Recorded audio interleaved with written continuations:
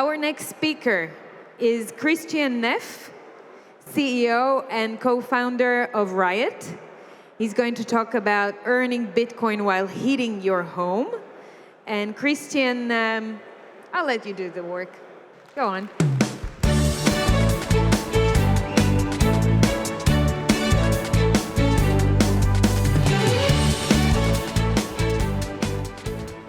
Hello, everyone. I brought my nice backpack, So yeah, my name is Christian from Riot. We have a booth here. We are heating family homes with Bitcoin mining. But I want to start with a different topic in the beginning. Let me check the... You're not me, so... Yeah, so I was actually pushing here, so... Let's wait for your presentation. There you go. There you are. Yeah. But I'm not seeing here. Now, perfect.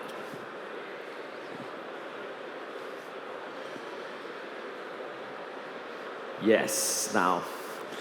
So the question is why Bitcoin needs more tangible use cases. I think it's very important. But I want to start with a question. Who of you guys was ever asked or said, hey, Bitcoin, that's a sect, It's like a religion. Anyone here? Raise your hand. Yeah, it's always like that, right? Because why? Even Christianity 2,000 years ago was kind of a sect or defined as a sect. But whenever you have an idea or some innovation comes up, you are by yourself in the beginning. And of course, you look for like-minded people around you to exchange about ideas. And of course, then you get kind of into a bubble, right? Also here at the Bitcoin events, a lot of people say, yeah, it's a bubble. And truth be told, I love Bitcoin events, but it's true. All of us, we are convinced about Bitcoin. We love Bitcoin. We actually don't need to crawl our balls, to say how cool we are that we already saw Bitcoin maybe a few years ago. We need to bring new people to Bitcoin. That's very important. And when you look at the theory, maybe some of you know the book Crossing the Chasm. It's always like this, In the beginning, you have some innovators coming up with a new idea, working on it. Often there are also nerds. When we look back in time in the last 50 years, it was mainly nerds also that changed the world. And then you have some early adapters. And that is a very important point, like crossing this chasm to get into the majority. And a lot of innovation actually don't get over the chasm. Why they don't get there? It's often because they stay in their bubble. But when you go, today we have this AI stuff, right? So if you put on a picture in ChatGPT, I told ChatGPT, create an image of an early Bitcoiner. And this is what came up, right? And I think it changed a lot. So when you walk around, you still see these kind of people. And it's actually the richest people here, I think, are the guys that look like this and not the guys in a suit anymore. That's how the world changed. And if we look back in the history of the last decades, decades mainly, look at this guy, how he changed. It's actually almost him, right? Bill Gates. But he started in some area as a nerd in a specific sector, but today is one of the richest person. But it's not just him, it's also Elon Musk. It was in the 90s. So I don't know how he did that. He grew some hair over time, but he became cooler, richer, cooler, I don't know. Also this guy, Jeff Bezos. At that time, really nerdy guy. Today is a machine, If you see him without the shirt on his yacht, it's crazy. But it was, all of them were before some nerds really having an idea, believing in the idea, and changed the world in the end. But also maybe this topic, veganism. 10 years ago, you had these eco people, eating vegan. Today, every influencer is vegan and has to share it with the whole world, and yeah. But that's how it changed. And if we look back to technology, it's exactly like this, right? All the important technologies that you see here, electricity, telephone, plumbing, radio, microwave, it was first in a small niche starting And at the point where it was crossing the chasm, it just exploded. So it's this S curve. The point is, when people or companies get successful, success often kills innovation, right? Because they get too big. Even if you see the companies that once started as with an idea, with a philosophy, at one point get too big to actually still create innovation. And then they miss new innovation. I mean, back then, there's this quote from a professor at that time: the world market for computers is around 5 units. That was in the 60s, something like that. So they totally missed the new business coming up there. An example that many of you might remember, I remember Nokia saying there's no market for a phone without keys. And where is Nokia today? I mean, 10 years ago, everyone wanted to have the new Nokia every year. You were looking for the newest phone. Same with Kodak, digital photography. You know, they catched up over time, but they didn't believe in the technology in the beginning. And one example that I experienced myself was Tesla. I was working for Tesla in 2014. Back then, when we went to car shows, everyone was against us. I think it's the only time I really felt like, people are against me, because they were like, who wants a car that only has a range of 500 kilometers? Who wants a car that has no sound, right? Today we see the world changed, but the change didn't come from the big companies. The change came from the demand of the people understanding why it is beneficial to actually drive an electric car. And I think we see a kind of similar development when we look into Bitcoin, right? So the big corporations, the banks, and so on, they somehow said now for 15 years, who wants a digital asset? You cannot touch it, right? But now they're changing. Why they are changing? Because people like you guys get interested. You go to events, you're asking for products to invest in Bitcoin. And if we look back on the chasm, the question is, where is Bitcoin at the moment? And everyone has his idea on where Bitcoin is, but from my perspective, I think we are right before the chasm, right? Because we didn't cross it yet, but now in the last months, again, more publicity on Bitcoin, people get to understand Bitcoin, it gets easier to actually purchase Bitcoin or invest in Bitcoin, but for a lot of people, for real, a lot of people, that's what I experience when I talk to the people about Bitcoin, and they call me, you're in a sect or whatever, you are in your bubble, the problem is it's not tangible. For a lot of people, it's not tangible yet. You cannot touch Bitcoin. We have these little coins everywhere, but it's not the value, We need to actually have more tangible use cases, which is also the point of the presentation. Because how do people actually buy and purchase products? They buy emotionally and justify their purchase rationally. So I have an example for women and also for men, but women, all you guys, I'm pretty sure you already had this experience. Your wife buys another pair of high heels, another black one. She already has 20 in her closet. But she's telling you, but they have a different material. It's a silver zipper, and they match my new purse, stuff like that. But she bought it emotionally and justifies the purchase rationally. And the Bitcoiners are the same. I'm pretty sure some of you have 10, 20 T-shirts with Bitcoin on it. You don't need another one. But why do you buy it? Because you believe in it. It's not just a product or anything, it's a philosophy. You just love it and you want to express it. And it doesn't matter what you buy, it's a car, a shoe, or Bitcoin shirts, whatever. But what is missing often when I talk to people is actually the tangibility. So maybe they have already the emotion, they like Bitcoin and what people are talking about, but they don't have the facts yet, the rationality. Or they have the rationals, but the emotions they don't have yet. But if you go deep into the topic and you start to learn about Bitcoin, you have so many facts that you can actually use to justify and explain Bitcoin. Now, you maybe ask yourself, why am I talking about this? what we need to do, all of us, is to work on more tangible use cases around Bitcoin. And one of the use cases that we see how we can bring people to Bitcoin is Bitcoin mining and actually using the waste heat of Bitcoin mining. So who of you already saw a miner running? Maybe raise your hand. So you saw, first of all, it's loud and it's really hot. So my first contact with Bitcoin was in 2016 when I was invited to a friend's house.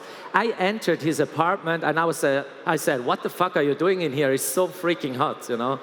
So he told me, yeah, come with me. He opened the room. It was even more hot inside. It was like 50 degrees. And he was mining Bitcoin in his apartment. So he had these IKEA shelves all around and the graphic cards. And he was mining Bitcoin. And that was the first time actually already getting in contact with Bitcoin with heat, but of course not understanding all the use cases. So reusing the heat just makes sense. If you tell people computing power always generates heat, everyone can understand, right? Your laptop gets hot, maybe you're in the train or on vacation, you have your laptop on your knees, you're working, and at one point your legs start to burn. Everyone can understand that. So if you build a story like this and you tell people, look, we have so many data centers out there, most of them are not using the waste heat. Why are we not heating houses with that waste heat? So you come from a different side and everyone can relate to that story and says, yeah, it's actually true. It's very easy and it makes sense. Why don't we do it? And that's how we build a story and actually bring new people to Bitcoin. And that's also a task that I see from us. So what use cases are there out there for using waste heat? For example, greenhouses. Our partner company is heating complete big greenhouses with 500 kilowatt up to 2-3 megawatts just with the waste heat of Bitcoin mining. And it's CO2 neutral, you know, it's clean energy. We are from Switzerland, so we have a lot of water. Like 80% of the electricity is coming from water. So the greenhouses need to heat. Most of them are still on oil or gas heating systems. And it's crazy expensive and it's not sustainable.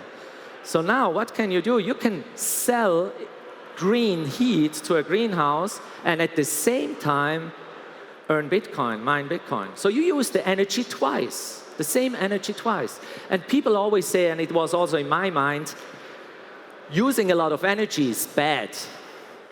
That was from the media, from everywhere we hear that, right? But it's actually not bad because we should use more energy, but we need to use it the right way. That's very important. And using the waste heat is one of that cases. Or I know another one, Bitcoin Mango, it's called. They have a mining farm in Paraguay. So what they do is with the waste heat, they dry mango. And with every ton of mango they dry, they save 2 tons of CO2. Great use case. So wherever you need heat, you can combine it with Bitcoin mining. Or this one, and I love this one. There's a mining company in Norway. I met these guys in Madeira on the Bitcoin Atlantis. And he told me, you know, in Africa, dried fish is one of the main protein sources for the people living in the inland, not on the coast. So what they do is they get the fish from the sea, they dry it. It takes several months to dry the fish, and they bring it to those people. And of course, there's rain, there's storms, so they lose 50% of that fish.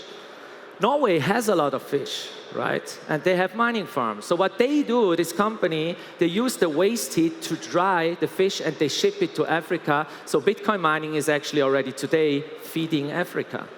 It's a great use case, right? Using waste heat. And now, of course, the question was, yeah, but heating, why not heat your home? And that's why we started Riot a year ago. Now, countries are forced to change their heating systems, right? Oil, gas is not the future anymore. So you're actually forced to change it. The only alternative is mainly the heat pump. Maybe some of you know the heat pump, air heat pump specifically. You see it in the houses outside, a big, ugly fan making a lot of noise, taking the heat from the air, compress it, and create heat for the house. But what it's doing, it's using valuable energy just to create heat. So we said, okay, can we build a product that can actually mine Bitcoin and at the same time heat your house, heat your apartment. Because Bitcoin mining is using energy to create the value of Bitcoin, but it's also generating heat. So can we actually catch the heat and push it into the boiler, in the radiators? And what if you would earn Bitcoin while heating your home? You would actually earn money while heating your home. How crazy is that?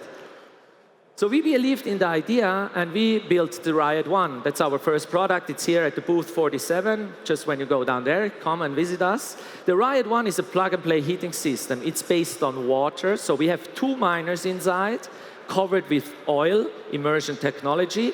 Normally, this oil is used to cool down data centers. So in data centers, you have a lot big baskets, all the server racks are in there. They push in cold oil, it's getting hot through the computing power, and they take the hot oil, and with electricity, they cool it down. So we use the same system, but we push the hot oil through the heat exchanger, and then we transfer the heat into the boiler, in the floor heating, heat your pool, heat your shower water. So you actually earn Bitcoin while heating your home. We do it as a plug-and-play solution, so you need an installation, but once it's installed, it's running. Nothing changes for you from a feeling side, so you still have the same heat in your house. You just know, in my basement, there's a miner just generating heat and Bitcoin at the same time. So the only consequence you have is you are going to take longer showers, because you know, the longer you shower, the more Bitcoin you actually get.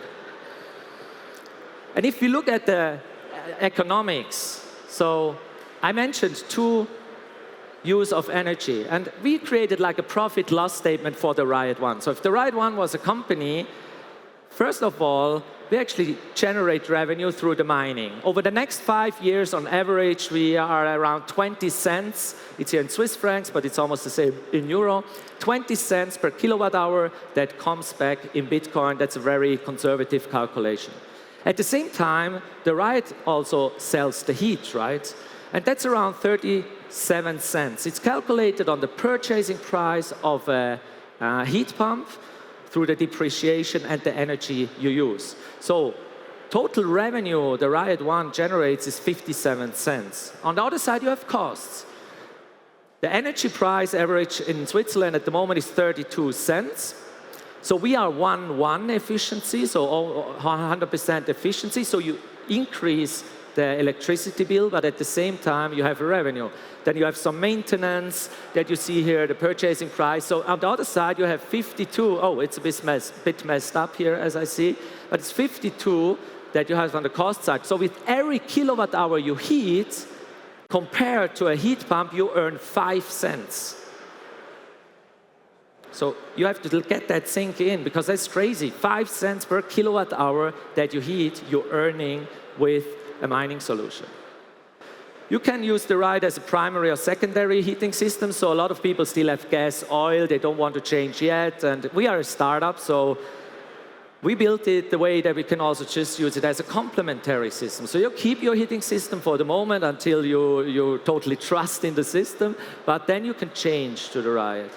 So nothing changes. You see there, you just connect it to the boiler. We use all the existing infrastructure, but you are mining Bitcoin. So with the average house has a demand of around 11,000 kilowatt hours, which generates at the moment around 0.03 Bitcoin per year. Now you have to think where you see Bitcoin in 10, 15 years. Depreciation time is around 15 years. So you can calculate yourself how much revenue you get. A lot of people also ask, can you compare it to the other heating systems?